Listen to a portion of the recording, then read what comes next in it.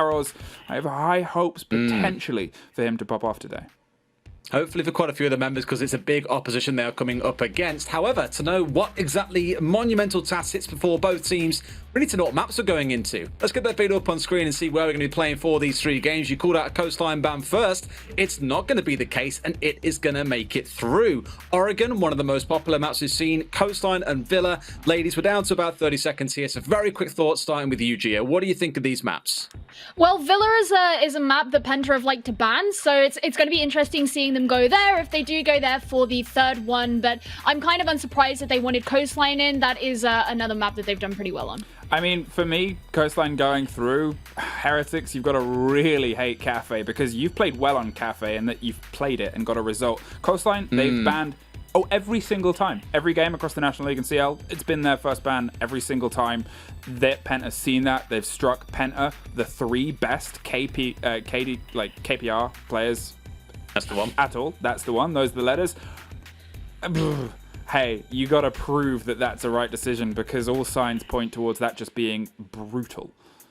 Either way, Coastline will have to wait for a short while, because Oregon is going to be our first game. We'd love to sit here and talk around these teams a bit more. There's so much to unpack, but there are 2 very, very capable casters who can tell you a lot more about them. Let's throw over to Jess and Hap for game number 1 on Oregon. Oh, well, this time I'm not on the host desk or the analyst desk or anything like that. I'm on the casting desk, and it gets to be back with Hap. The last time I cast with you was like stage 1 EUL. I've missed you ever so much since then, and I know I've left you for Des, but we finally get reunited here today, and we get to find out exactly which one of these teams. Is it the French or is it the Spanish that will reign supreme and move up against the UK massive team of Kavana in the semi-finals? One thing is for sure, Windstrike would like to know these 2 teams, their location. What? What? They're playing Oregon. Oh. It's their favorite map. Come on. I misinterpreted that wholly. My apologies there. Wait. How could you A little bit more disturbing was the direction I was taking that, but okay, no, I was meaning just this matchup. Hopefully these bans are not quite as disturbing. A Thatcher ban coming out, not a surprise at all. And Penta start on the defense, so that should give them a little bit more safety, especially on Oregon. A lot of walls, a lot of hatches, and then an ace ban will come out from Heretics. That's not surprising either. I think there's been a lot of ace ban on a lot of maps recently. People stopped banning it a bit over the past couple of weeks because they've actually been trying to implement it into their strategies. And then a Wamai ban as well. Well, that's not a surprise either. That popularized from BDS in stage 1 of EUL, and now every team seems to make it their kind of thing. It helps you a lot by cleaning out the ADSs.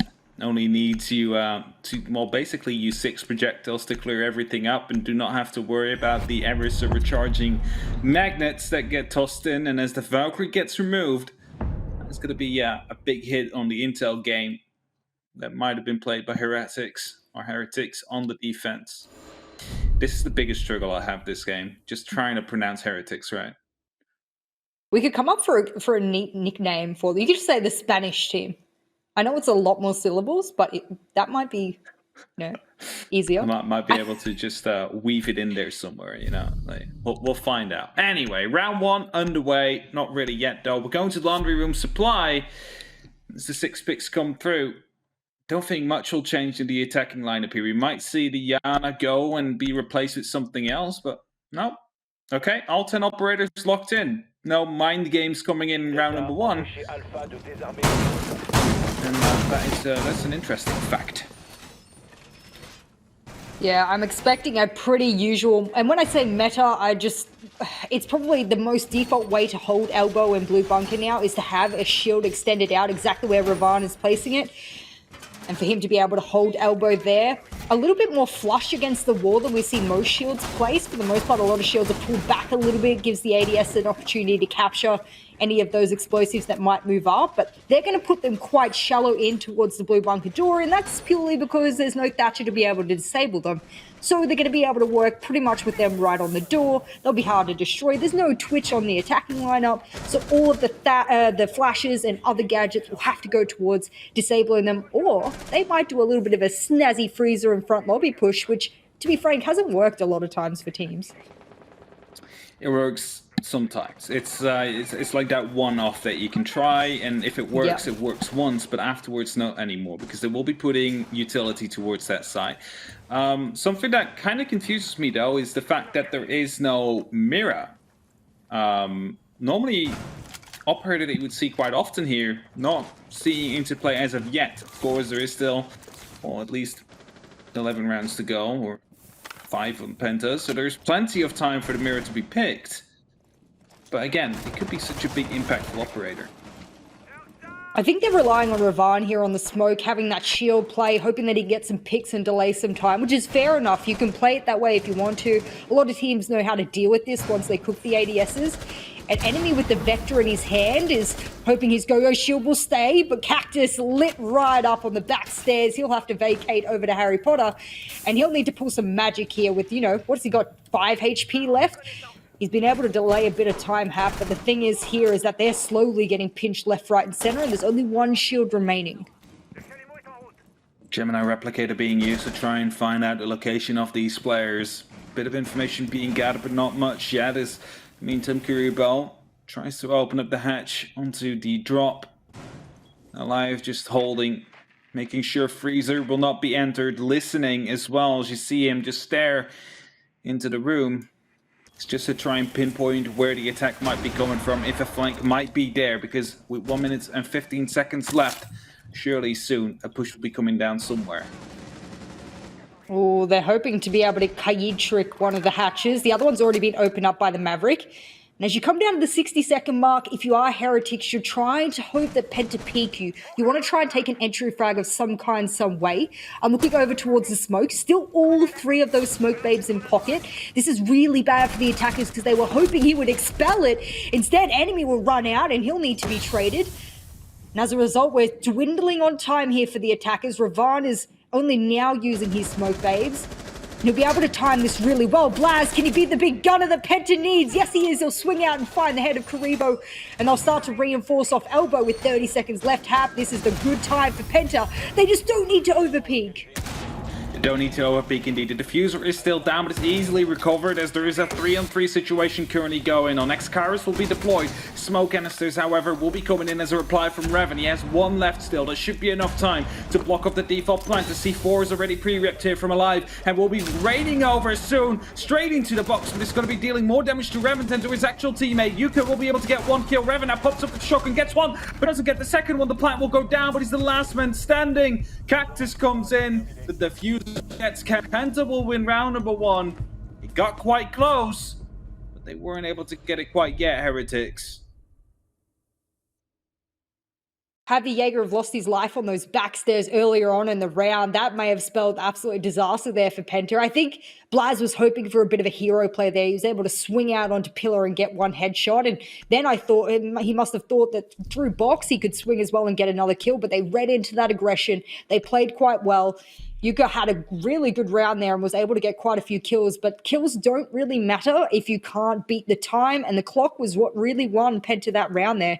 Had that have gone down to a 1v1 with, more than 10 seconds left, it quite possibly could have been in the hands of the attackers. So that's how close that particular round went. And a lot closer than I think a lot of people have given Heretics' chance here on this map or on any maps against Penta, to be frank out. We'll wait and see how many maps will be won by either side. Like that Banshee there in the middle of games. Just to basically force an extra piece of explosives or utility to be used.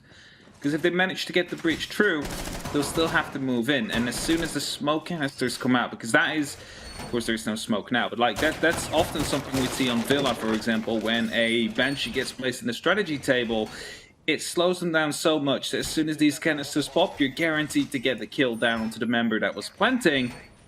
Right now, of course, other utility will be used. There's 2 C4s available, and if that Banshee goes off, one is in that room, just aim it in the middle, you'll be guaranteed a kill. It's a good way to use it in conjunction with a lot of other operators and gadgets. I think a lot of people don't realize that nowadays the meta allows you to be able to use a combination of gadgets. It's a Banshee, it's a smoke, it's a Banshee and a C4, for example. Those types of things can be used really well in cohesion. It looks like for the most part, Heretics wants to be able to get the closet wall open first. Surprising that they aren't looking to go for attic first. That will generally be what they look for, and then rotate over to bedroom and work on that wall. But no one is over there as of yet. Maybe a rotate will come through Hap, but considering the placement, considering the droning, maybe this will be a one-dimensional push, and enemy's whole point of staying in top tower might be fruitless. We've seen this before, though. I believe that was an APAC where a player was Shala, I believe, was holding down that tower for about 2 minutes straight, as there was one player there at the start, but then rotated out slowly but steadily. And like that, you keep one of those players busy. Back then it was a Zofia, not sure who it was right now, but one definitely busy with it, as enemy in the meantime is rotating all the way around, trying to reposition himself. Could be potentially sneaking up onto that classroom. And just look at the two players here, Kurbo and Barras, both around there. A C4 from below from enemy could be absolutely devastating. Not sure how that hole got opened up there, was whether or not that was a C4 or the sledge opening up that to keep a line of sight, but now enemy can use it back onto Illusionist. I don't think he's close enough, but Ravan's close enough. Not sure what happened there, and well, that was a little bit of a misread of a situation. Grenade will sail over into Pig, and is anyone there to collect? Yep, that's Ravan, and he gets a little bit of karma there for that kill that he was able to spread over to the Maverick hole. 60 seconds left, Hap. My problem here for the attackers is they've lost their Maverick, but the wall got soft already to begin with, and they haven't cleared below. C4s will still be available for those defenders, and if they know exactly where the defaults are, the defenders on site can call that out pretty damn quickly. Not just that, but the Banshee is still in place as well, and as long as that is active, they will be able to basically play your sound cues with these C4s, as Revan now gets picked up. That is one of those C4s out of play, but you still have enemy below, you still have Blast below, who have the opportunity to play. An enemy already finds himself in the middle of Games Room here, and now all he is waiting for is for that Banshee to start whoop-whooping, which gives away the sign that one is indeed inside. A second grenade got tossed in, but will not be able to take out anything. There is the C4. The diffuser gets dropped. An enemy gets the kill onto Barras. Illusionist will be taking that position right now. However, enemy comes around the corner, will be able to pick up that kill. They both miss each other for a couple of seconds. But as Blast finishes it off, it is Penta to win round number 2. I just quickly want to highlight again what happened there in the walk-in closet. Because what I think that Maverick was doing was actually trying to shoot open the wall rather than using the Ash charge. But it's really confusing to me if the Ash is literally in the room next to you. The trouble is, it's that conservation of gadgets, isn't it? You know there's going to be Banshees there. You want to try and deal with it, so you're trying to conserve those long-range impacts like those Ash charges, those Ophir charges, etc. And so you try and find a way around it. However, that way kind of led you astray. Things go downhill from there. And I think Heretics will have learnt from that, Hap. My problem now is that you're going to go over to kitchen and dining. You'll usually see this held with a Maestro. We see that in the lineup there for Penta, but they also get a whole other operator to work with, and that's the Mirror. And we've seen how Ravan plays Mirror on Cafe. Is it going to be as frightening here on Oregon? Mirror is one of those scary operators. Might even still be, to this day, one of the most powerful defender operators there is.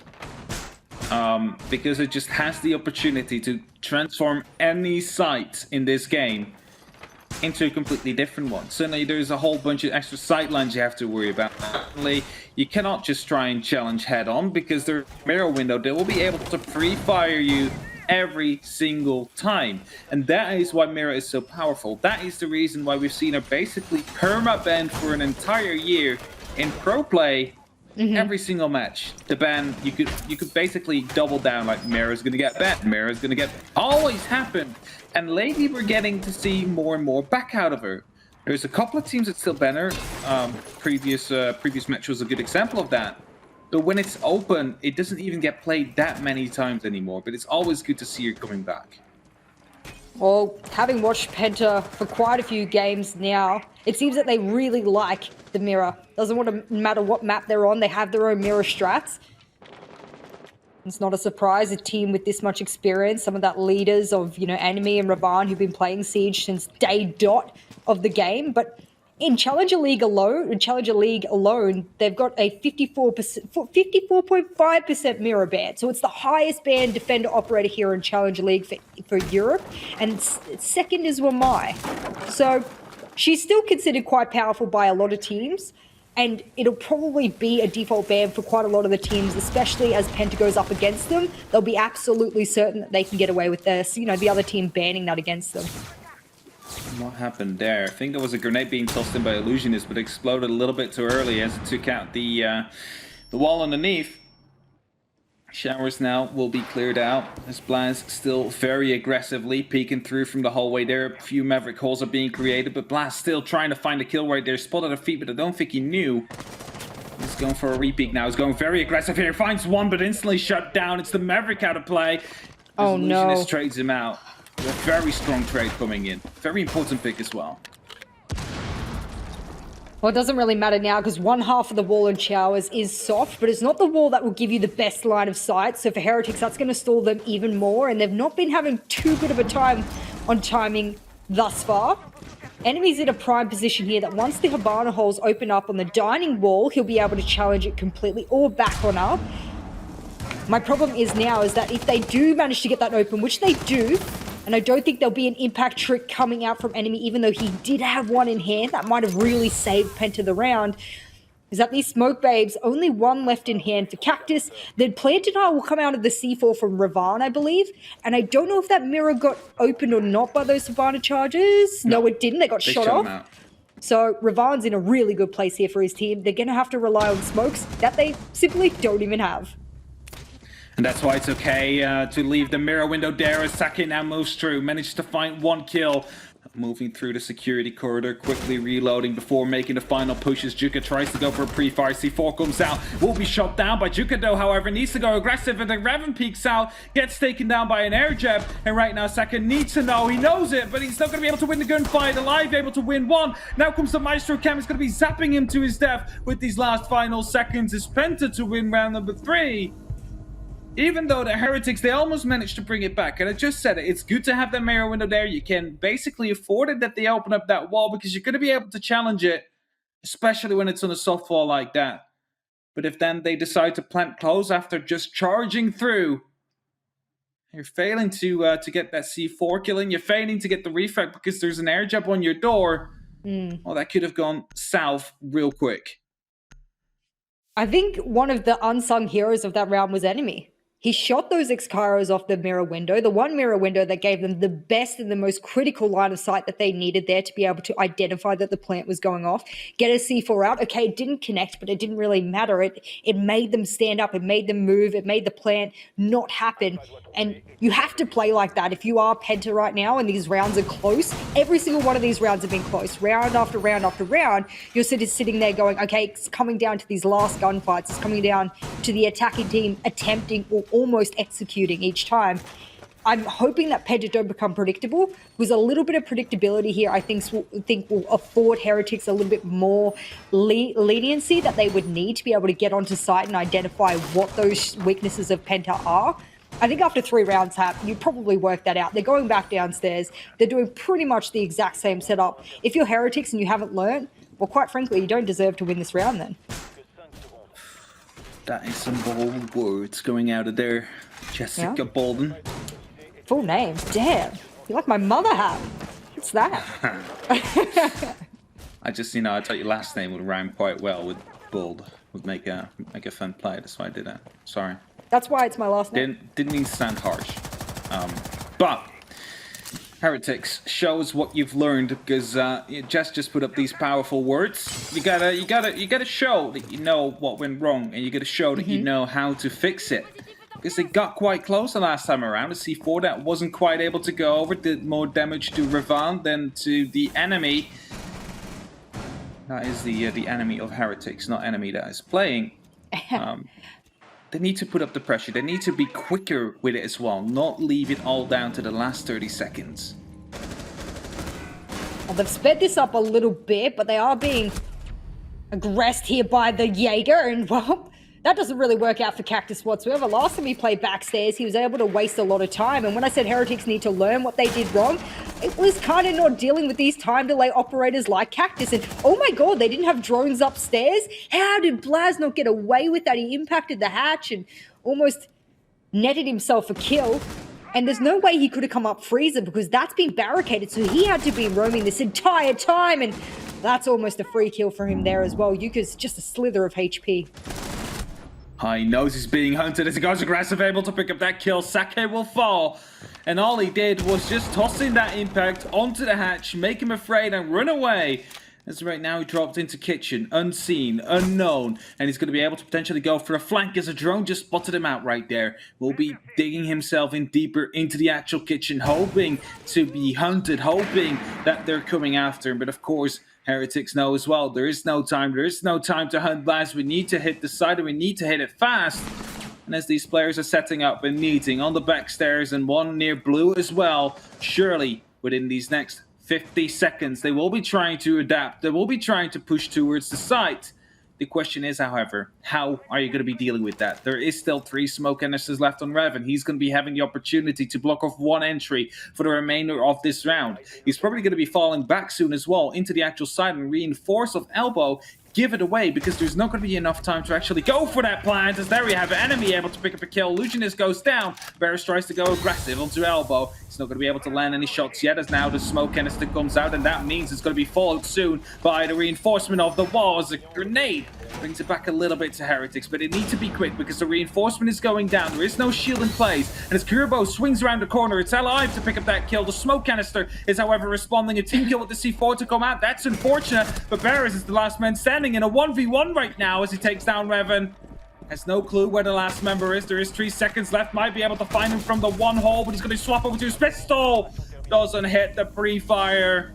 Penta able to win round number 4, just barely again. Coming down to these last dying seconds.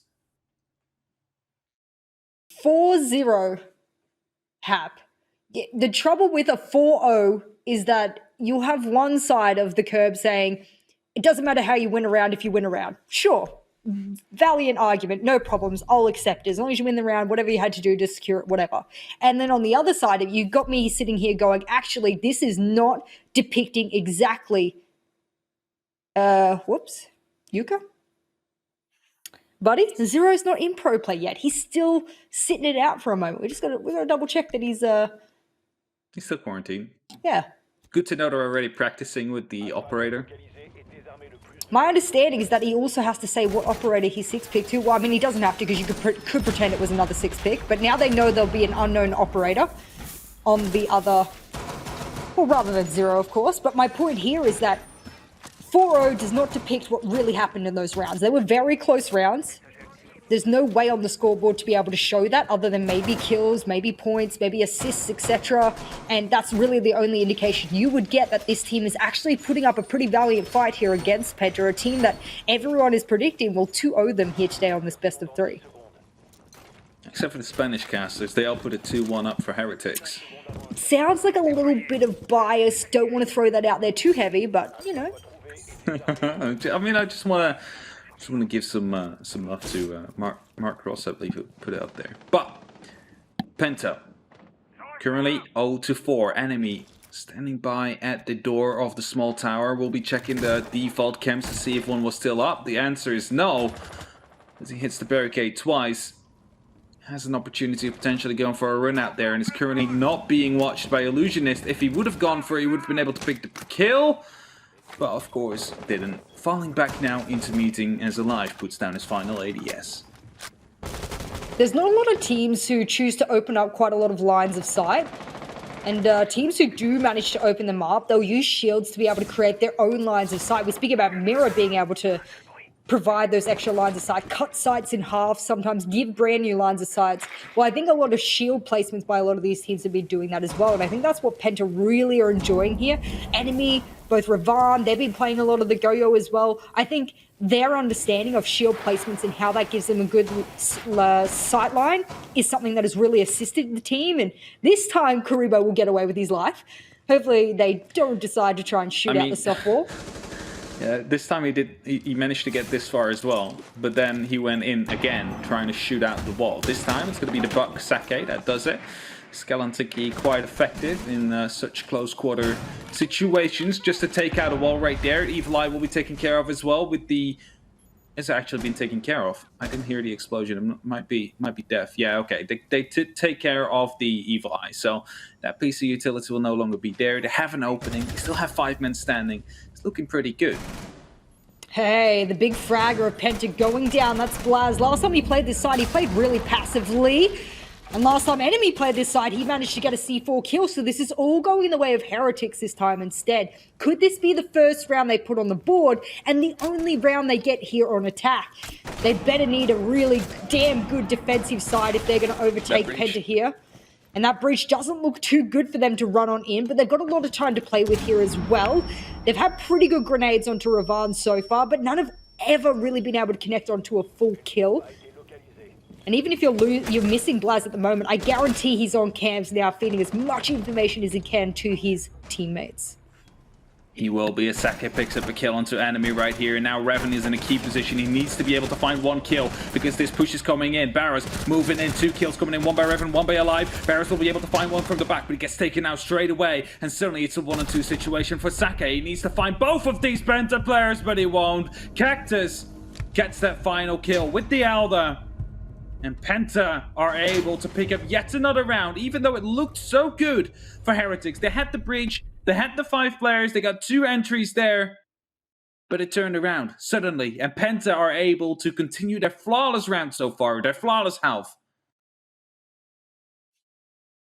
If you're Heretics right now, and the fact that you've essentially got 1 more round to prove that you can even get an attacking round under your belt before it goes to match point, and you've not got 1 single round on the board, that's going to be a harsh reality here for the team of Heretics.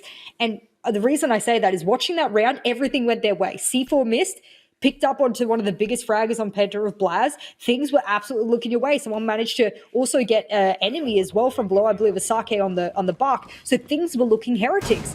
What happened? How do you go from, okay, we have a 2-man advantage, we're ready to get the plant, walls pretty well partially open, we've got, grenades raining onto all the shields, we should be good to go, to, okay, let's rush side, don't worry about the plant, even though we've got it all set up and we've got time on our hands. I don't know what the thought process was, but it wasn't one that reaped rewards, and it's one that's now giving Penta, 1, a lot of momentum hap, and 2, a lot of confidence. One simple thing, no pressure onto attic. Yep. Multiple times now, you're right. You have a player playing there for free, you throw in that grenade and the shield is gone, yes, but it doesn't stop you from quick peeking with a Vector, which has a very high fire rate. Because you're going to be trying to push in from the breach, you're going to be trying to get in a plant from there. That doorway in the attic is the perfect way to try and challenge that. That's exactly what's happening. You're leaving him there, that's how you lose that round. I did say that in that round when I said, oh, maybe they'll only do a 1-dimensional push, and it hasn't worked for them at all. We'll go back to dining this time, and this one was a bit of a slog fest last time we saw this one as well. I thought to myself, oh, Heretics might have this air jab on door, plant going down. They just didn't have the control, they didn't have the execute angles that they needed. And speaking of that air jab, Yuka's going to throw a couple out right now. They want to get in and get in fast. And the times that they have been able to take early control have shown that they get a lot closer to victory, but never quite the cigar, which this round they need to prove they can, because if you're on match point, there is no more pressure than needing to put 6 whole rounds in a row on the board for any team. Look at this heavy top floor hold that's currently going on. Alive, Enemy, and Blaz all are near each other. They have crossfires on one another as well. And of course you have Revan from below who has the opportunity to toss up a C4 if it gets too hot underneath their feet. Give them a bit of cover to fall back. Here we go. Skeleton Key goes out. We'll be opening up a bit of a line of sight from Sake, but he's not going to be able to do much about it yet because we have Alive stuck in the corner of the dorm's room. Just has to wait patiently, not move ever so slightly, because Cactus is covering, his teammate is covering, Blast is covering, the Alda is also covering, and as Turbo now tries to go for an aggressive gunfight, Alive and him will change some bullets, the down comes in, and a grenade will be expended most likely to secure him. That is going to be the first kill to come in. Blast already fell back, I believe. No, what? How did he go around? How did Blast end up in attic? How did he do this? He was just in kits a moment ago. It's going to be able to drop Illusionist down on the board and suddenly fight his way all the way back to the basement. Oh, it doesn't matter how many air jabs you expend. Blaz will find his way around it. He's a magician. and he's able to get a really crucial kill there onto Illusionist.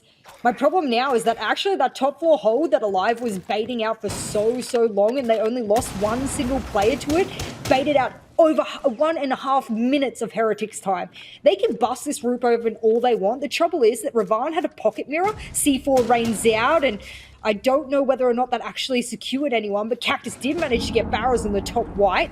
And there we go, Ravan finally pops that C4 and yet another kill. And it doesn't matter what you do with Heretics. Penta's thought of everything. If we don't have top 4, no problems. We'll just rain C4s up. And now they have no time left.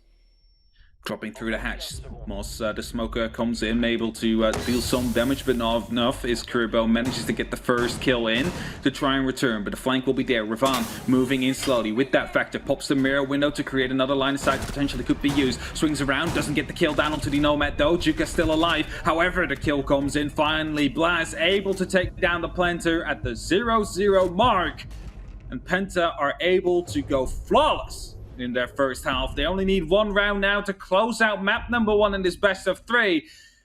And something tells me this could be a 7-0 sweep that we are seeing in the making right now. If you're Penta right now, you're sitting here going, wow, this is an easy sweep here on Oregon. One more round and we are absolutely catapulting ourselves into the lead here in the best of 3. Next map pick, and I didn't even manage to spot it. I don't have my notes up here. What's the next map pick here, Hap, on this best of 3? What have I got here? It was Coastline. Oh, no. Oh, no. I have a feeling Penta's going to do pretty damn good on Coastline. You know, they're pretty much fragging out right now. I'm not sure if Coastline is going to be the medicine that Heretics need for this. It's going to be the really bad medicine you had as a kid. Do you remember, and I don't know if you're old enough for this, but as a kid, we used to have this one medicine that was horrific. It tasted like bleh. It was the most disgusting thing ever, and they've only just started in the past like 10 years making medicine.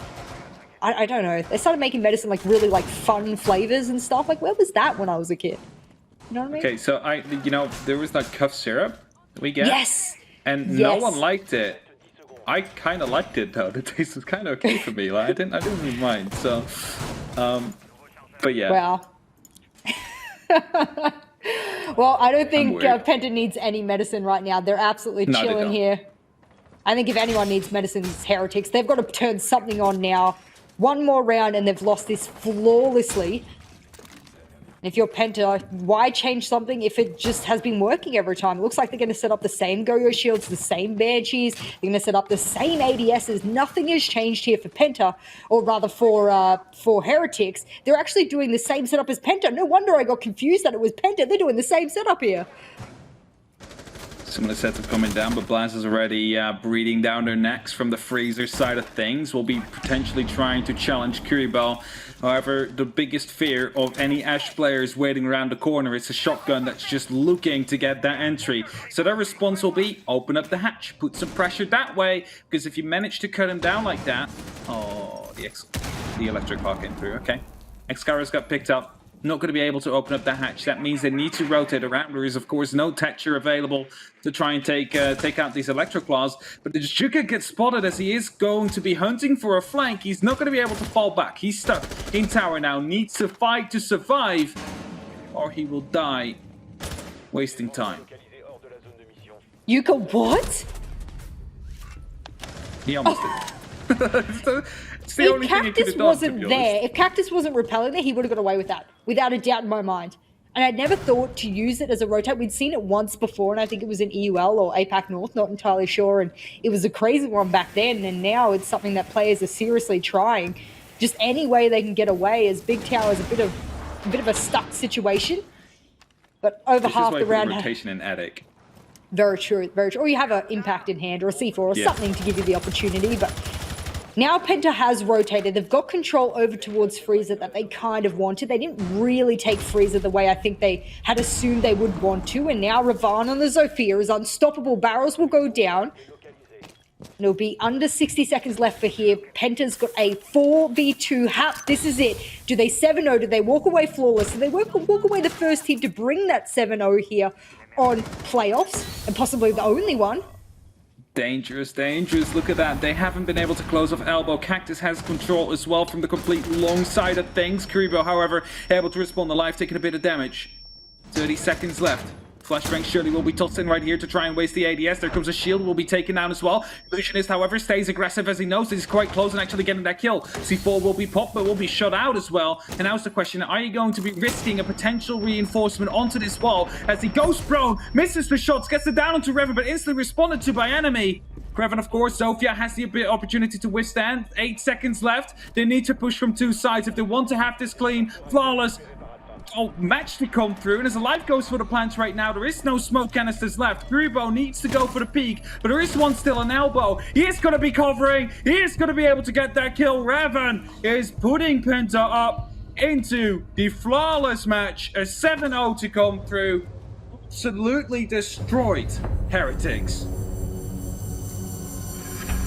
You cannot call that anything but an absolute slaughter. I'm even surprised we were allowed to broadcast that live because that was absolutely brutal what they did there to Heretics. The French towards the Spanish. No Spanish Inquisition here today because it's just the French just walking all over them. A brilliant game from Penta there, a brilliant map. We've still got possibly 2 more maps to go, but after how that particular map went, I have a feeling this is going to be the fastest cast you and I have had, together, and we only cast best of ones. This might be indeed one of the quickest days we've had so far as well, as it could be a 4-mapper. That's something that we haven't seen before, but let's quickly toss it over to our ad break, and after that, our analysts will break down the 7-0 for you. Oh. Okay. Thought they were supposed to I guess we're here, commercials, apparently. but we're here. Yeah. There we go.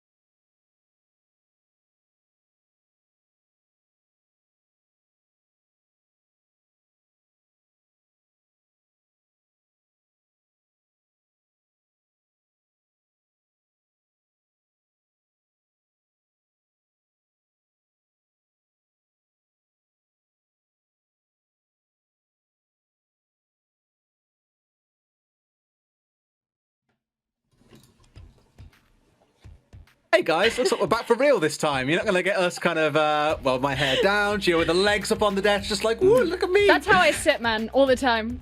Yeah, I feel that. Sometimes you got to get your legs off the ground. Best way to do it is to use the desk that's right in front of you. Yeah, get nice and relaxed. And speaking of relaxing, that is something that Heretics cannot afford to do on their next map. 7-0 on Oregon. Cool. I mean, it was close in some rounds, Gio, but Penta just took it every single time.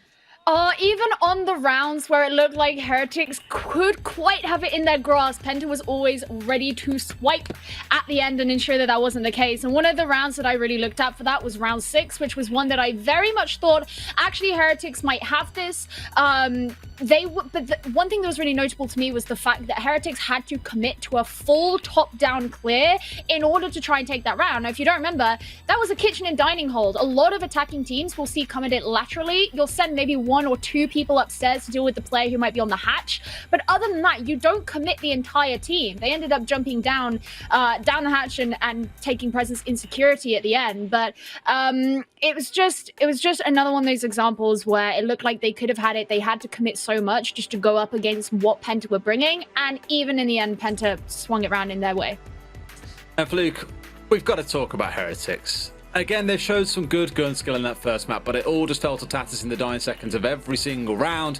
What have they got to fix going into map 2? What has got to change if we're not going to see the Spanish sent home here in 2 maps? It's tough. It's very, very tough, and they knew it was going to be when they stepped up. It's just those little moments around the cover where they're so dedicated to getting the plant down where, okay, sure, if that's what you want to run, it's your pocket of space and your strategy, where it was close so much, but what Penta have is this fervent gun skill, is this aggression and the ability to just swap in and swing in on all these lock-off situations and potentially breaking some sightlines, potentially, I don't know, maybe playing more late smoke, holding a bit of utility back towards the end of the burn instead of throwing it all and then just sticking the plant and trusting the gun cover. You might find a little bit more success in that situation, or if we're talking utility, burn some of Penta's out a little bit earlier too. Play some games with C4s. Too many times we saw you sitting in smoke, sitting in these uncomfortable situations where you're being blown up and blown apart, and it's just a little bit slow towards getting to a game where Penta is so adept at playing it in those chaotic moments. I just found out, by the way, Medics apparently has broken the lobby and then referred to Coppet, who's our admin, as Copper. Now, the colour of his text name in our channel is Copper, but this is very cruel. Yeah. And that also is very cruel as well, Fluke. Well thrown in. I guess to bring it back on topic for a quick second, though, Gio, do you think going into map 2, Heretics have shown enough in map number 1 that they can still bring this back around? Or do you think this is it for Penta here? It's going to be a 2-0? I mean, I do personally believe it will be a 2-0. You can't have that kind of dominating win and think, oh yeah, it's going to be completely different. And, you know, as Fluke said at the beginning, she expected Coastline to actually be banned out by Heretics, which doesn't make it sound very great. But a lot of the instances in that Oregon game where things were clutched at the end or, you know, really nice kills from Penta came from the fact that they were able to rally around and use the aggression that they could, have great gun skill. That is something that's going to be great for you on Coastline, you know? I really think with players like Alive and Blaz and Revan, I don't know, I think it's going to fall straight into their lap.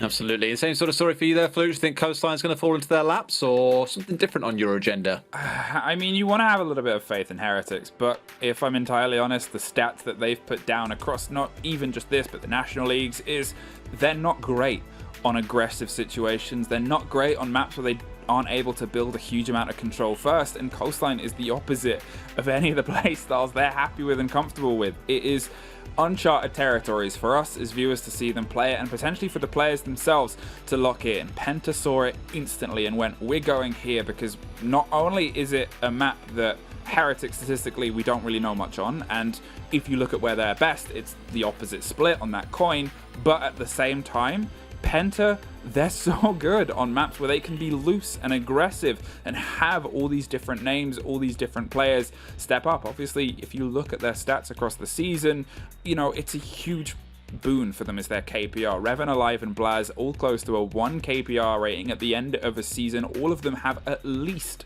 a +10 KD difference. That's so huge for just one player on a team. 3 of them having it on Coastline. Huh? They've been shadowing their big brothers in BDS, it seems. They've been looking and saying, guys, whatever you guys are on, we want to get on that. And this is the scary thing. I remember speaking to someone about this last week, is that for a lot of other regions, and I think the UK is a wonderful example where you have like Eminem and Cabana, wonderful teams. Of course I'm going to go to the UK, Gio. What else am I going to do? You're from London. You should be with me on this. Yeah. Either way, in France... I'm just not a simp for the UK like you are. You heard it first here, ladies and gentlemen. She's not a simp for her own country. For shame. For the French, however, 2 wonderful squads currently lining up here. BDS seem almost unbeatable. I think looking across here and even looking towards the Spaniards here, this is their best hope here to bring something big out, to have that big pride team that you can hold on to and really stand up and say, we're here to make sure that we are heard against a team like Penta. Now is the only time to do it. But with that, I've just heard that the map is ready. So Coastline, this is where Heretics season could be all over and done with, or we find ourselves going through to map number 3, which would be Villa. Let's go and find out how it goes now with Hap and Jess. Coastline, we just saw 7-0. 7 rounds in a row, thus won by Penta, and we're going to an even more frag-heavy map than Oregon might be. I don't want to paint a grim picture here, but yeah, I think I just did anyway. Yeah, I think it sort of speaks for itself here that 7-0 has painted a very, very dark picture, a very scary picture. And I know it's spooky month, we're going up to Halloween. And if you're not aware of what the Halloween event is here on the game, make sure that you check it out. I believe it's going to be an absolute awesome one. We got some crazy looking skins on some of these. Oh man, I can't wait to get all of those skins and play that game mode. Don't sleep anymore. So cool. I'm so excited. I love Halloween. I don't think Heretics is enjoying their Halloween. But hey, things could go back to front here. They start on defense. They might throw some aggression at Penta that they aren't able to deal with.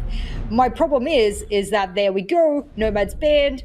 That was going to be the one thing I said might be something Penta could use to stall it out a bit, but it won't be there for them to use. Be there indeed, and my question is, will this be followed up with a Valkyrie ban? Often those two come in tandem as the ace gets removed by Penta. And right now we will see whether or not they will choose to go for a Valk ban yet again, or if they leave that opportunity open to Heretics. Now, I don't think Heretics would, considering they will be starting out on the defense. They'll be trying to get more rounds in than the last game, preferably even win it. And as thus Penta will ban out Valkyrie, it's Heretics that has the opportunity to go for that final ban. And would you consider a mirror, given the way that they used it? I just don't think on Coastline a mirror is viable other than Penthouse and maybe Kitchen You're Wall. telling Penta. You're telling Penta. Just saying. Yeah, no. I just don't think it's that viable. Not on this map. I think on many other maps it's super viable. But on this particular one, there's only probably 3 spots I can think of where it would even work. Blue bar, kitchen between sites, and up in penthouse walls. And I don't think it's that strong considering the breachability you get above from it that you would bother bringing it over other operators. And it's going to be a Maestro ban instead, which is fair enough because I actually think that both teams would struggle with dealing with some of those evil eyes when they've got so much else to deal with as well if they keep bringing those go-yo shields. And it looks like Heretics will bring them as well. Same we saw Penta do in the last map. Really like this lineup coming through here from Penta. I know it's a bit controversial to say that you like a lineup when you see the lion on there.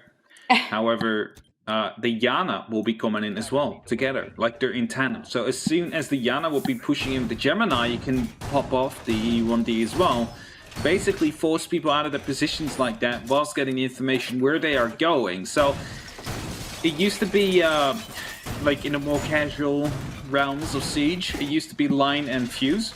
Yep.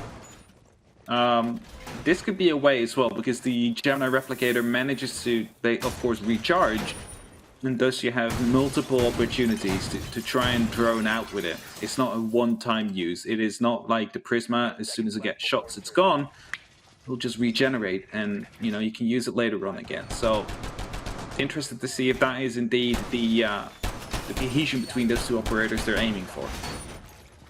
My sort of guess is that Cactus's job there is to do a herding tactic. It's where, you know, once you've drawn someone out or you're aware that someone might be playing Office, for example, they might be playing down in Blue Bar, you're able to section them off and use the EE1D to stall them out so that they can't get away from you. Unfortunately, Coastline, especially for the defenders, can be hard to rotate around, and that's exactly where Blaz will enter. He'll enter over towards Office. And they've got a little bit of a bottom floor hold here. When I say bottom floor, an extended hold towards Sunrise. A lot of teams do this. Some other teams will do a top floor hold, and there goes the first EE1D. Not sure what that was meant to do, but it didn't really reap any rewards for them. And now they'll be down 1 for the execute, of which a lot of teams like to use it for the execute now because it allows them to get the plant down scot-free. Of course, one during the bomb plant, one right before as they would be going in, and they still have those 2 left. One of the shields have been exploded, meaning that the Sunrise bar now is a little less viable for the players of Heretics to stay inside.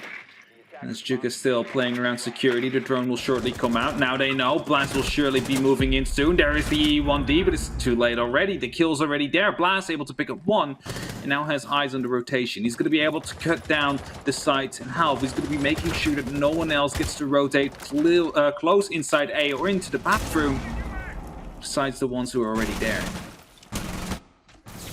See, that wall right there could really use a mirror right now. Actually, now that I've looked at it, you know, if they had a mirror there, things would go really well for them. And, well, Blaz didn't pop up last map, but this map is on damn fire. And He gets shut down finally after a nice triple kill here, and he's kind of done most of the work here for Penta, but without those drones, without those E1Ds, without all of those calls coming from his teammates, I don't think that would have been quite as possible for him. And now for Alive, he's trying to scope things out. He's trying to work out exactly where they are, and well, Barrow's actually got control or regained control of lobby here, so this is really pushing it down to the nth degree. This is the issue, though. They know exactly where both these players are. They already took down one. It's only up to Barris now, who's trying to sneak through. A pre-fire from Revan will be coming through. The call is now there. He is inside a bathroom. Cactus has to be careful as he rotates himself near the kitchen. Barris thinks he might have already gone through. The plant is going down in the meantime. C4 will be tossed in. Will be shut out, so no explosion coming through. And Revan gets the cover there. It's the 8th round in a row right now that Penta manages to win. And it's the first one on Coastline after Blast running in, getting a triple, flicking onto the 4th, but not quite able to hit those shots. It is Penta that continue their streak as they start off strong in their attack. That is 8 rounds in a row here against Heretics. 2 different maps, but 8 in a row here for Penta against their opponents, of which technically were meant to be able to give them a run for their money here in the quarterfinals. That's what playoffs are. They're the best of Challenger League. Everyone's moved up, both of their groups. And Heretics just look like they're faltering to every single thing that Penta's putting on the board. They get ever so close, Hap. My problem is that we've seen, I can name at least 4 or 5 rounds now on Oregon, and now this first round here on Coastline, where they've gotten so close to victory, so close to putting their first round on the board, and it just slips away from them. It's almost as if Penta knows the magic ingredient every single round, no matter what's thrown at them. That is just the experience on the lineup, I think, where, of course, they have been around for a long time. They have been in the previous Challenger League. They just fell short due to Sisu coming in and shutting them down. The Nordic team able to end their EUL dreams. Now, luckily for them, there is no Nordic team in these playoffs, and that means they're only up to themselves to lose. But they do have the experience, and they do have the fragging power on Blast, for example. It's a very well-rounded lineup, and we know that French Siege is doing quite well right now, with both Tempera and BDS being at the major. It seems like Penta is looking to join them for the EU finals. Of course, in a different spot, not for the actual title, but for promotion into EUL. We'd have a lot of strong French teams going around then. And I think the French community would agree that it's probably one of the strongest regions in Europe at the moment. UK and Russia as well, hoping that they can solidify their strength in the European region. But for now, the Spanish are getting their... How else do you say it? They're getting their butt kicked. They're getting their butt whooped here. There's no other way to softly put it, I think. And that's the trouble, is that I had really high hopes here for Heretics. But it just looks like Penta knows their exact number, knows exactly how to dial it. And Blaz actually is having a lot of issues in entering here. I know that E1D was meant to introduce that opportunity for him to get behind the bar and assist, but it's just not going to be. Yuka's in a really good position here, and whoa, what is this clapback from Heretics? Is this the first round they walk away with, or can Alive 1v5 it? Might be as well as Alive now in that 1v5, able to pick up 1, be able to pick up 2, able to pick up 3, no! Illusionist, the third body thrown at and wasn't able to be picked up, and Heretics are able to win their first round. It didn't seem like they were aware of that one player behind the bar, otherwise Blast would have been able to directly challenge him instead of jumping over blindly. And thus Heretics pick up their first round. It's on the defense, a very quick and effective shutdown to come through, as the E1D wasn't able to pick up the shots quite well. 1-1. Line coming out again. Yana coming out again. An unchanged lineup here from Penta, as we are going kitchen service again on the side of Heretics. Well, that's the very first round that Heretics has been able to put on the board. And as I was saying, before all that action kicked off over in Sunrise, I had high hopes for Heretics. The reason being, the way they played against Matchco on Consulate, for example, it showed really big glimpses of greatness. But having seen how Penta has been going up against Heretics here, and knowing that Heretics was kind of even on some of their matchups, you know, especially against Matchco, for example, I just have this sinking feeling inside me that no team will be able to come up in any way, shape, or form against Penta. Not Matchco, not Heretics, not half of the other lineup in the 8 teams here in the playoffs, because of the way they're just dismantling Heretics round after round after round. My only saving grace here is that the rounds are being close. And so that's something that Heretics, maybe that's just a problem. They're miscommunicating during those the late round sort of executions, or those flurry of kills that are coming out. They're not communicating correctly. Maybe that's what's going wrong here, and Penta could be possibly losing these rounds, but it just seems so dominant, Hap. Seem very dominant indeed, and Gavana definitely will be looking at this matchup, trying to get some lessons right now that they will be able to work on for, well, their sprint towards the next round, towards the semi-finals. They already qualified. The winner of this matchup will be playing against them. Penta right now seems to be in front with one map, 8-1 in rounds right now. They have a very good opportunity of making that semi-final. Interesting to me that they've only been putting one set of ADSs on the service entrance door. And the reason I say it's interesting is that they've always got that Go-Yo shield there in the middle. And there we go, only one ADS, one Banshee, of course, which they'll have to destroy when they get inside or maybe from above. My problem with using only one is that they know last time that's exactly how Penta got rid of the shield.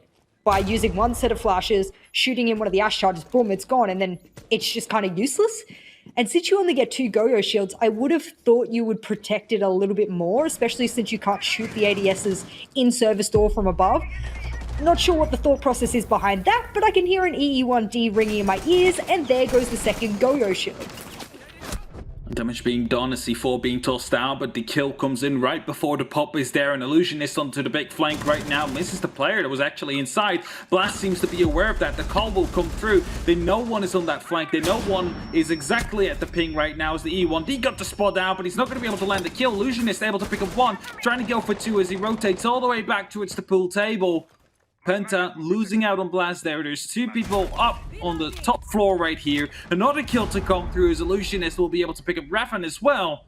It seems like the attacker Penta is completely being picked apart right now, but his one roamer was not droned out properly. He's been able to pick up quite a big of an impact right here. As Cactus is just patiently waiting onto the service entrance door. Alive is coming to assist him a little bit, leaving enemy all alone up the top floor. But they also know they need to hit the side, because otherwise this round will be lost. Well, hitting the side they will. Cactus has decided to walk on in. There's so many feet holes onto him there, but I don't think anyone's playing lobby. The lobby player died before. That was Barrows. And now none of Heretics are giving Penta a bar of it. 30 seconds left. Not a single one of them want to peek. And guess what? That's kind of the safe option, especially if you're a team that's been getting dominated by Penta. You just want to get a round safely in your hands. And if it's a 4v1, 4v2, whatever it's going to be, it'll be quite an impressive and dominant round finally back here for Heretics. Cactus trying to put some pressure down. He's the last man standing now as Juka took down enemy. Seems to be worrying about the fact that one could be running down the bar. But the main lobby, I must say, with 2 seconds left, surely this round will be lost. We'll be trying to get a kill. We'll be trying to go aggressive, but not on the actual side. Heretics, for the first time in this series, will be taking the lead. May it be on the map, not on the actual total scoreline. But it is a start. It is a way how they can potentially fight themselves towards that third map to have an even fighting chance up against Penta. Well, this is the first time this entire series here of this best of 3 that Heretics has been in front. Has it shown me a lot of confidence? Not yet. But that round specifically, I think they played that really well. They didn't give too much to the vertical holes, and on kitchen site, that's something that once the attackers have those verticals and they've got it quite comfortably, and you don't challenge it either by flanking or, having C4s available in hand, that you're going to lose out very quickly. You're going to be put in quite a difficult position. And I loved there that a couple of those fraggers from Heretics said, you know what? I'm sick of being scared. I'm sick of being dominated by Penta. Let's go on the flank. Let's go roam up above and try and retake the top floor, because otherwise our anchors will get absolutely slaughtered. That was a good read into the situation. And I think Penta maybe have got a little bit too comfortable with how much of the map they've been getting over this series. That's the thing, right?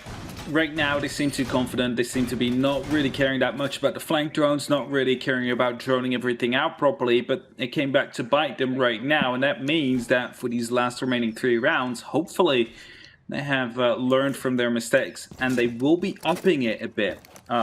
Just a little bit, you know, just to make sure that you're going to be able to find out where these roamers are. Because, of course, when you cruise through your first map so easily with a 7-0, and you win that first round as well, you're going to be a bit like, at ease. Like, okay, this matchup should be okay for us. We shouldn't be worried too much. And you still have that semi-final to worry about. But by doing so, by worrying about that semi-final already, you might be tossing away the cards that, you know, are still being dealt. Well, for Penta now, they're 1 round behind, and they're also 1 drone behind as a Mozzie gets to steal Blaz's drone, but that's okay. He'll get there before it can be driven away by Saki. I'm having a little look at the setup here from the defenders. It looks like a little bit of an extended hold. And when I say an extended hold, most of it will go towards office and security. Maybe a little bit of presence over in the default spot of couch for Sunrise. And then Barrels looks like he wants to, you know, check out kitchen a little bit. So no top floor hold. And the reason I'm pointing that out is because we've seen that Penta really likes to take the top floor. We've seen that they like to get the verticals. Will they do the same here on Sunrise? I'm not sure. But it seems like they want to get that shield off first, and there it goes. It'll be destroyed. And whether or not they now take top floor is yet to be seen. Looks like as enemies rotating back out, what I would like to see is if someone will be trying to move himself into that kitchen, because if you have the kitchen door, you're going to be able to stop anybody from rotating in and out of the actual Sunrise side, and that means you would be fighting a 2-on-4 on the actual side, as one of course would be inside of that kitchen.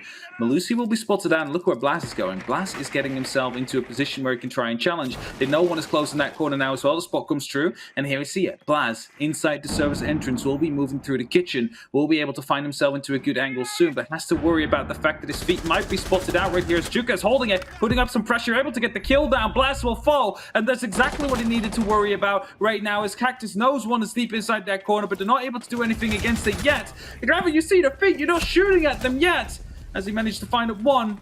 Instantly responded, however, Sake able to find that kill. It's a 2-on-4 situation again. Heretics right here in Coastline are looking quite strong as alive. Together with enemy, they are the ones that need to bring it back right here. It's all started out with Blaz being picked up by those feet hole as he tried to sneak himself through. And it all ends with these last 2 players of Penta, who either are going to be able to clutch it out or will be shut down in their attempt to do it. Something Dez has brought up time and time again is that late round Penta oftentimes lack the drones. I'm looking over towards them now, and well, they are in quite considerable numbers now, but they've got 3 drones. They're not using a single one. They're face checking everything, not particularly the play. And when time's against you, I guess you just got to do anything you damn can. Enemy gets in. I'm not hearing you anymore. I'm not sure if you're still here. I will disconnect. And not sure if that was just me. Again.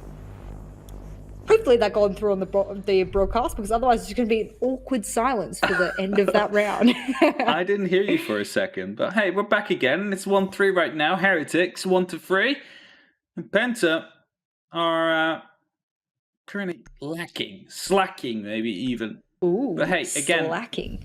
If they manage to pick up one more round, it should still be doable for them to turn it around on that defense, because we've seen how flawless they were last time around. If they manage to pick up 2 more rounds, that means the 2 remaining rounds of this half, they should definitely be in a very good spot of still getting this match in. And now they're starting to change up the line. We're seeing the line being removed. We see the Capitao to come in. That will definitely help them with going for an execute. You have those smokes. You have those incendiary bolts that you can use to dislocate people. And that might be exactly what they need. Because yes, you can of course hit the side. But if there's still plenty of people there with plenty of utility, you're going to have to try and find a response to that. And look at all the C4s out there now. 3 of them on Heretics. Well, if we can throw a little bit of a safety net to the Penta fans in chat and who are viewing this, whether it's live or later, the biggest thing I could probably say is that they are predominantly a defensive-sided team, at least over Challenger League. They have a much higher defensive-sidedness than they do attacking-sidedness. I know they've been quite dominant in most of their games, but for the most part, that should tell you that a team who does quite well on defense, for the most part, will continue to do better on their defensive half. And there are teams in APAC North, for example, that are better on attack.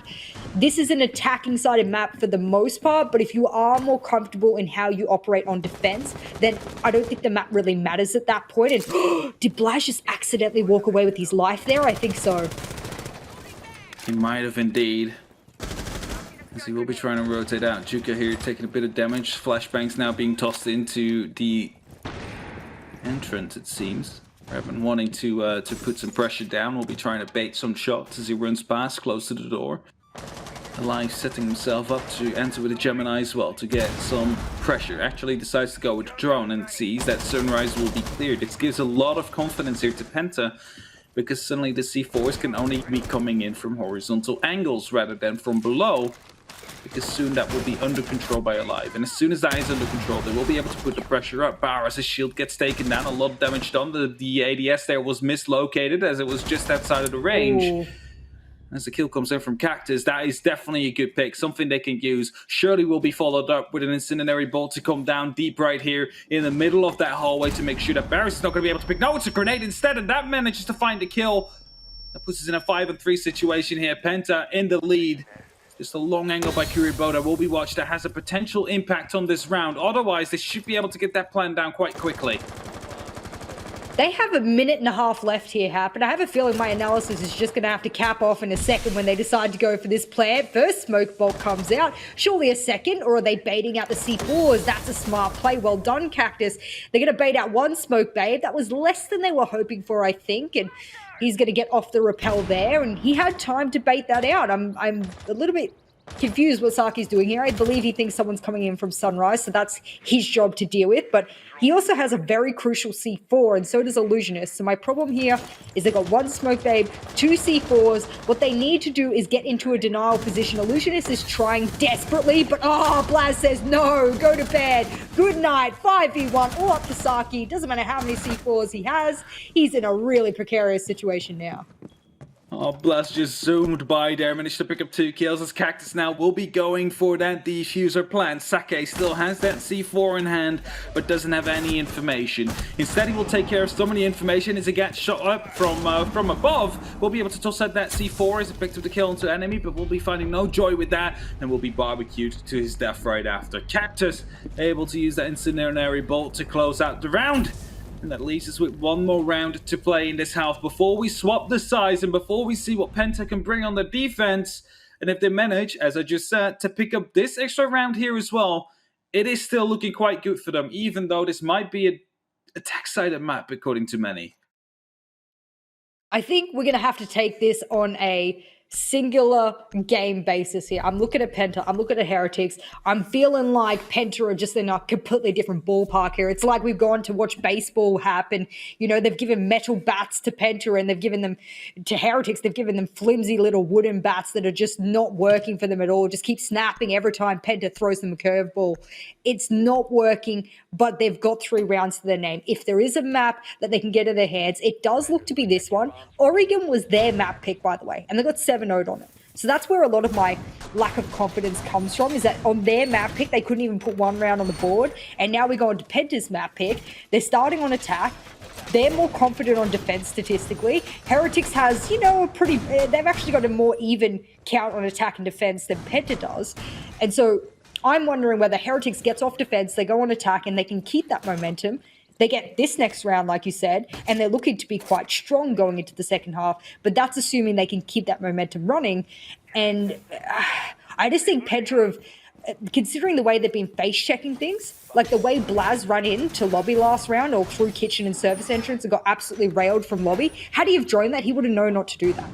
I think there's simple mistakes here from Penta. They could fix up really quickly, tighten things up, and it will look like the steamrolling train again. So I think you don't really have those drums in the defense. You're more so holding angles, playing off your own information, your own sound, trying to play on that, rather than having to attack the objective, you defend it. It changes the game so massively, and thus the biggest problem that Penta has had, as in droning in their players, will be taken out. They don't longer have to worry about that. You just need to, you know, try and find out where they're coming from, put yourself up for a good flank, and try and execute from there on forward. As this looks to be a rush to come in from Blaz and Revan, as it looks like an impact is about to come in soon. I want to take care of the Goyo shield first. ADS will be wasted. Here we go. 1 impact. Second will be used potentially on the shield to take care of the Goyo that is out there. First Candelas will be coming in. They will be taking care of the shield as you see right now. Second Candela as well, but there's no follow-up yet. Why are you tossing into Candelas to not follow up on a Goya Shield explosion? I don't understand. Not sure if you're still here, Jess. Can you hear me? Go with the I execute can now. now. Let's go, Oh, buddy. there we go. There come the Candela. Smokes are in as well. Plants will be coming through. His Cactus will be planting right behind the smoke. C4 will be tossed in. It's actually a double C4. Will be able to pick up on the kill. Sake over, goes down as well. As Juka finds a response into enemy. We're in a 3-on-4 situation now. As Juka, he's trying to rotate up. He's trying to go to the top floor, but he's alive to jump in from the window. Able to pick up 1 kill, not the second one, however. As it's Revan and Blast, the last 2 men standing on the Zofia and the Ash. They still have 1 minute and 10 seconds to play with. It's plenty of time. And as Blaz is still waiting from this kitchen window, we'll be hoping someone moves into his line of sight. There comes a pre-fire. Revan able to find one. 2v2.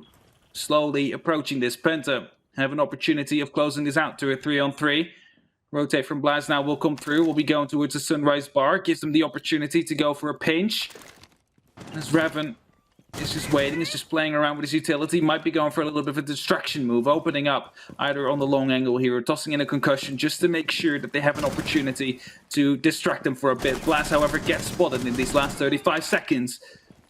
And as Blaz is trying to find a kill, C4 smoke actually will be coming out. Revan needs to go aggressive right now, but he's not going to be able to find the angle just yet. Blast taking a bit of damage. Illusionist goes down, meaning only 1 member is standing. Is Kuribo right here, who's covering off the diffuser. There's 20 seconds left. Well, are they aware? Are they aware is the question. As Blast will be able to find out that he is in the bathroom, and there comes the peak. Revan goes in aggressively. We'll be able to pick up on that kill. Penta are able to get that 3-3 in. And that is the even split that they need to set themselves up well for that defense half. Well, hopefully I'm back as Penta is Yes. back. Can you hear me here, Hap? Testing, I testing, can hear 1, 2, you. 3. I can hear you. Damn. Wonder what's going on. I don't know. Maybe I'm just having downloads in the background. I just can't identify. I'm not sure what's going on, but I believe I am back and everything's looking A-okay. Production tells me everything's fine, so that's all right. And as I said, Penta's back. It looks like they're getting that dominance that they need. And the reason I say dominance in that particular round was that Heretics had a number advantage. And in that situation where you've got it covered off on most of the entryways, you probably shouldn't lose that, especially in a time-sensitive situation like that. You could have baited out as much time as possible, forced them to enter through windows and doors, and had a really good preset crossfire.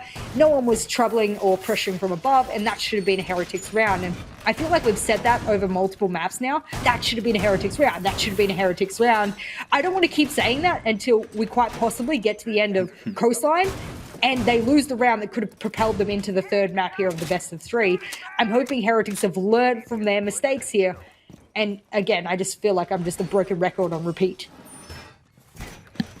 Well, as they go over to the attack right now, you mentioned it is important that they can bring that confidence they had in those 3 rounds they won on the defense.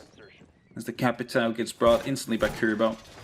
Incendiary bolts, smoke bolts will be used to aid the attack, aid the execute onto Penta. However, there is a Mai on the board. And the magnets will be able to catch off those bolts. That is something to keep in mind. And that means that first, you'll have to be very thorough with tossing in flashbangs, with tossing in other utility you have at your disposal. But look at that. Only 3 flashbangs here on Illusionist. There is a Jaeger. There is a Wamai. That means 11 projectiles that need to be tossed in. They don't have that many. Yeah, I was going to comment on the fact that you have both a Wamai and a Jaeger. It's just so crippling. And not only that, they've also got a Mozzie for that drone denial as well. A really good drone sitting here, trying to identify if anyone was over security office so that Illusionist can make his swift entry. And now what he'll do is he'll try and open up below quad wall. He'll try and open up. Oh, that was an opportunity for him.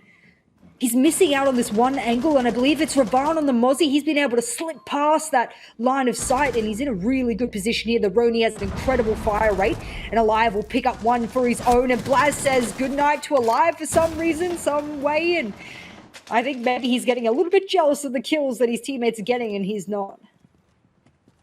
Just putting him back in his place as Revan's still playing close. Blast has an opportunity to contest into blue bar as well as soon as he feels like it. Revan hopping over, able to put the down onto barrels, will be instantly traded out, however, by Illusionist that comes in. And Blast just staying put, not moving whatsoever. Yeah, he knows there is a down, or at least he should be aware that a lot of damage was done to one of the players. However, it's the Sophia. The withstand ability has been used, however, instantly taken down by enemy.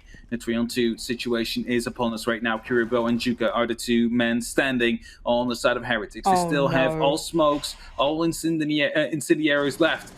With a blast just prone in the middle of the lobby, just waiting for Juka to walk through the security door. And of course, that gun will point out first.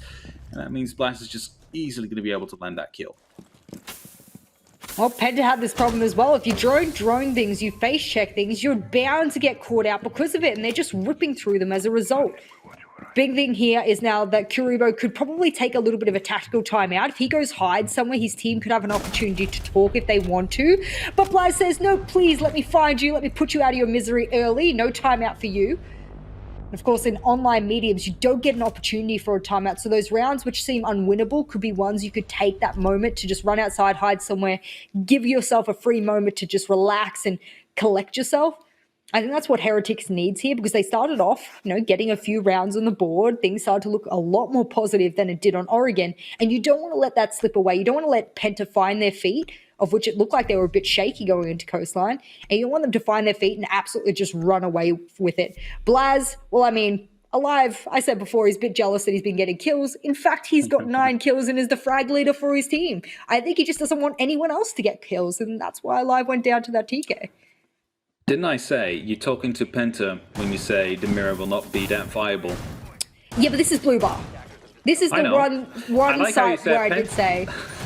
I like how you said, now the mirror's not that viable, and then you proceeded to list 3 different sites where you could use it. And I'm like, you only need 3 sites, Jess. Well, who goes to Penthouse anymore? As a serious team, unironically, who plays Penthouse as one of their dominant sites to go to? I cannot wait until Penta will be going to Penthouse. If they go to Penthouse, look, I will absolutely, I'll put a tweet out on Twitter and say, Hap is right, I am wrong, all hail Hap, Hap go. Are you happy? All right, I'm happy. Yeah, good. Blue Bar, it does warrant a mirror, or rather than warrant a mirror, it does provide a really good safety net for a mirror. My only problem is that I would really want to see Penta challenge upstairs. The moment you lose upstairs, they start to smack a sledge above it. That mirror becomes absolutely useless. It does. It doesn't have longevity. So Alive's above on the Vigil. I'm not sure if he has another player with him. But doesn't really matter, because enemy could just come spawn peeking, or I don't know, maybe that was lobby. He managed to grab that player. Missed out where it was, but that was a really impactful frag. There he is. There we go. Was he trying to shoot the default cam in lobby? That's dirty, enemy. Damn. I'm not sure what he tried to do there. He's going to be able to find a drone on his way out as well. As Illusionist right now will be looking to be entering into Aqua. As they already lost 1 man, a lot of damage now being done onto him as well. As Alive then pops up suddenly in Billiards, will be able to pick up that kill. And suddenly Heretics are 2 men down, with not even 50 seconds played at that moment in time yet. And it looks to become a 3rd one right here, as Blaz actually will be losing his life. Sake able to get up on that kill. Will be able to bring it back just a little bit, but a lot of early aggression being brought right here by Penta, and Heretics haven't been able to match it quite yet. My problem is, look at the drones. They've got 2 drones left to be able to actively use. And as I say that, 3. Sake's able to put 1 out as well. And my problem was, when Illusionist, and not Barrows, because of course I think that was a bit of an unlucky moment there over on Lobby Double Doors, but for example, Illusionist, when he wanted to enter upstairs and be able to challenge above, what made him enter without a drone or without someone else with him? What is the cause of Heretics making these brash solo decisions? Because they're in a position here where they must win this map to keep themselves in playoffs contention. Otherwise, they are absolutely zoomed out. This is single elim. There's no other opportunity for the Spaniards to be able to walk away with a win. And so my problem is here, I think they're making panic just choices. And they need to play more as a team. No. Beautifully played there by Alive.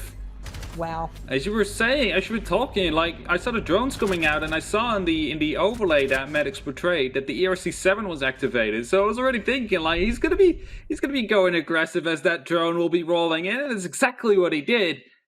Able to pick up that double kill there. Penta now 5-on-3. Sorry to interrupt earlier, Jess, but no, that was all right. Beautiful spicy play there. I'm upset for Heretics because we know they are a good team. You can Yeah, look at these they're a good score lines team. here today, and you could say, that, oh my god, they got 7-0, and then they got 7-4, or whatever this match might turn out to be, and they're out of contention for playoffs. The trouble is, I don't think this matchup is showing the capability that Heretics have. Are they overthinking this matchup? Have they not appropriately responded to certain situations? Have they not adapted appropriately? Have they panicked and given up droning or teamwork or cohesion or coordination? I think so. When you're viewing it from a third person, it looks that way. I think if it was any other opponent they would have been playing against, we wouldn't have had these scores to come through. Penta is absolutely on another level here tonight. They're playing so well. It started out with that 7-0. Right now they're 5-3. And they are placing a mirror. They're not quite playing Penthouse, but they will be putting up some pressure there by playing that mirror winner that we were talking about. Might see it as the Zerd after this site, the kitchen that is coming down right now. Penta looking to be making this a quick night right here. They weren't even supposed to start until 8 p.m. CET. Yep. And right when now did they start? It is a 7. Okay, because I'm in Australian time. So for me, it is currently 6:45 a.m. and I have no idea what time it is currently overseas. And, well, guess what? We know what time it is. It's time for Heretics to just storm the building and get a kill onto Cactus. That was a great entry there. I'm not sure if they came off the back of a drone, but it was really well done.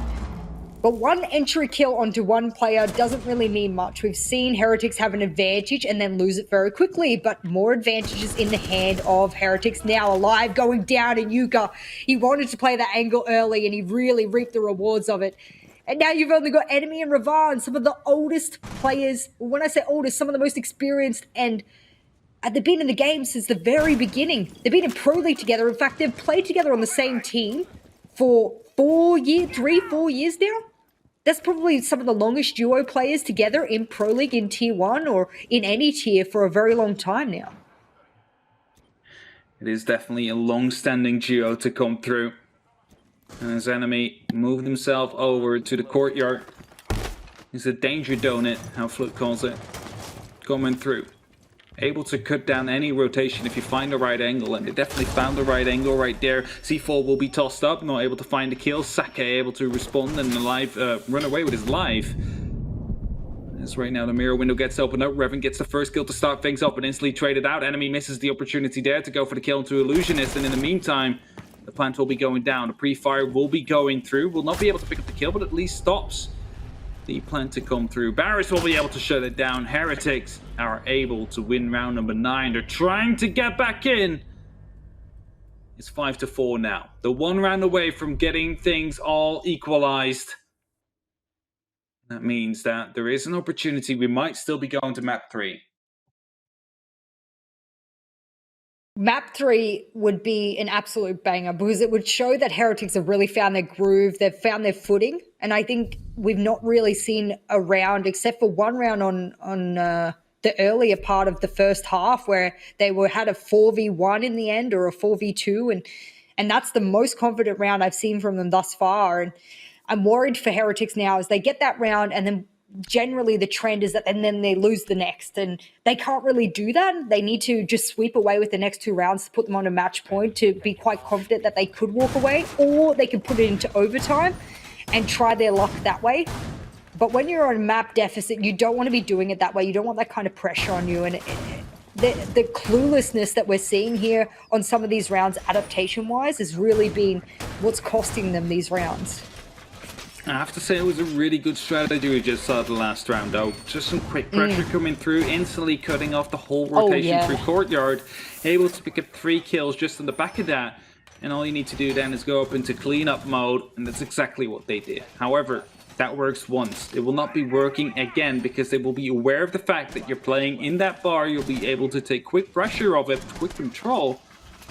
And thus, Penta, that's a dangerous drone right there. That is going to be able to spot out the exact location. I believe that was a Revan in the kitchen, alive actually, who's still in there. Might be receiving a pre-fire quickly if he doesn't move. Well, Heretics, if they keep up the pace we saw last round, we could see some really good things from them. A lot of drones coming out as well.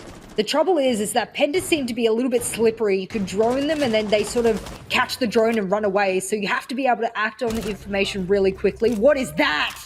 That's disgusting. The Roni coming in hot there. It's a bit of a laser and he catches the head there of Kuribo. The Capitao would have actually been one of their key operators here for the execute. And now that they've lost him, things look a little bit more dire. Plus someone has to go collect the diffuser as well. And Barrels, he's stuck in the bathroom here. Beautiful challenge coming through. Revan able to pick up one, pick up two. That's a triple of him. Just 180 flicks around. Second now taking damage as well as he moves into the office as Blast creeping his way around, looking to be entering soon. If he goes for a hard swing to the left, he's going to be able to find Jukas. Revan will be able to pick up a quad kill. There comes the impact. He's going to be trying to put up the challenge and Blast finishes it off. Denies the ace of Revan, but a flawless round of Penta is on the board and that's exactly what they needed. As this will put them onto a match point. And not just one match point, it's 2 match points. It's 2 rounds they have the opportunity to close it out right here. It's 2 rounds that they have the opportunity to reach those semifinals and be 1 step closer towards EUL. One really good comparison we can make here about Penta is that during French League, they were able to take a map off of BDS. The BDS, who has been crowned one of the best and most brutal teams in Europe as it currently stands. And they could take an entire map off of BDS. If you have a tier 2 team capable of ripping an entire map out of the hands of one of the top ranked EUL teams, then there's probably a pretty damn good chance they fit in EUL as well. And I think that's what we're slowly getting to see here today, is we're seeing a little bit more history here for the organization of Penta. I myself have a bit of history with them, and I know what some of these players are capable of. And to see them come back after that grind and that slog and to say, yes, we are tier 1 players, some of these newbies coming in rather, you know, like Blaz, he's a young gunner. They brought him in and said, you know what, let's craft you into that player we need you to be. And they've really flourished quite a good player here. Cactus as well. Alive has had his name, you know, throughout multiple teams in the French community before, so he's a bit of an older soul. But for the most part, this Penta iteration is very much showing and proving here today, and we'll see it in the semi-finals and quite possibly in the grand finals as well, that they deserve to get promoted up into EUL, whether it's against Rogue or through Chaos's spot. We might just be seeing history here happen. Of course, those semi-finals won't be until next Monday, and the grand finals will not be up until the EUL finals that are going to be happening in December. So plenty of time to prepare for that. First, they need to take this step. First, they need to get this 1 round in. 1 round is all that separates Penta between where they are right now and between the semi-finals. That is the goal they have. That is what they need to achieve. As Chuka seems to be worried about potential spots, not quite sure why he was looking up onto the ceiling like that. It is them that need to attack. It's them that need to bring the pace. It is Heretics that need to deny Penta from moving through. And Kavana was able to walk away with a 2-0 on the first series of the day and propel themselves up into the semi-final. And Blaz says, well, we want to join them in the semi-final and I'll do everything I can to be able to do it. Ravan says, let me join you in on that and I'll make a move myself. And it doesn't matter what Heretics are throwing at Penta. They just can't seem to be able to get through them. I don't know what it is. Maybe it's the solo play we're seeing. I've not seen a lot of trades from Heretics. In fact, I actually can't name a trade that has been positive from Heretics in the past few rounds. And it just seems like Penta are just pulling that for all it's worth. Look at Alive as well. He's just sitting by near Billiards, has the opportunity to go for a flank, get some cover from enemy as well. Of course, the drones are going to be coming in, but the ERC-7 will deny any information to come in. Alive takes down that drone that will not exactly know where he is. A bit of pressure being put down now as Cactus takes a bit of damage, so does Alive, but nothing too fatal yet. As Kuribo wants to go aggressive, Blast will go down now finally. However, the response is there. Enemy able to take down Illusionist. Only 2 members stand on Heretics. Only 2 members are keeping Penta out of the semi-finals for now. If they go down, it is all over there. That would be a clean 2-0 to come in. Drones are coming in for the last final stand. We're 50 seconds out to the potential end, to the potential conclusion of this matchup. And as Cactus goes aggressive, tosses in the first smoke canister, gets the down. No, not just the down. Kuribo goes down into very low HP before Revan takes him out with a clean headshot. And it's all up to Chuka now. The man is on 100 HP, he is full health. Another smoke being tossed at him right here. Has the opportunity to go to the top floor, but of course doesn't know whether or not there will be players there. Has 2 drones to his availability to try and find out the information, but he will be taken down. Revan gets that final kill. The GGs are being brought in here. It's a clean 2-0 to come through. Only 4 rounds lost from Penta. And they will be moving on to the semi-finals against Kavana next Monday. Well, in a very swift fashion, Penta will walk away with that series win and propel themselves up, like I said before, against Kavana in the semi-finals. Ravan had an excellent matchup, especially in that second half. Ravan was just everywhere one could be, capitalizing on every single kill. Almost got an ace stolen by Blaz in the previous round. And Heretics, well, throughout that entire series, only walk away with 4 rounds, and they'll have a lot to go back on and say, hey, these are our mistakes, but they had a formidable opponent. We have to give it to Penta. They've been showing their prowess here, and I think we've possibly got a grand final team here, that we're seeing. Penta is one of those teams that everybody looked at before, but let's toss it back to the UK, to the island, to see what they have to say about it. You butchered that one a little bit, didn't you? Yeah, that's your soul.